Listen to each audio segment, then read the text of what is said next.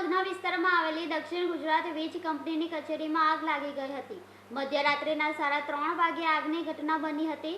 DGVCL કચેરીના ગોડાઉનમાં આગ લાગી જતા ફાયર વિભાગની ટીમ દોડી આવી હતી। ગોડાઉનમાં મીટર પેટી, વાયર કેબલ સહિતના સામાન બળીને ખાખ થઈ ગયો હતો। વિકરાળ આગની જ્વાળાઓ પર કાબૂ મેળવવા માટે ફાયર વિભાગની 5 ગાડીઓ ઘટના સ્થળે દોડી આવી આગ પર કાબૂ મેળવ્યો હતો। સદનસીબે આગમાં કોઈ જાનહાનિ થઈ નથી।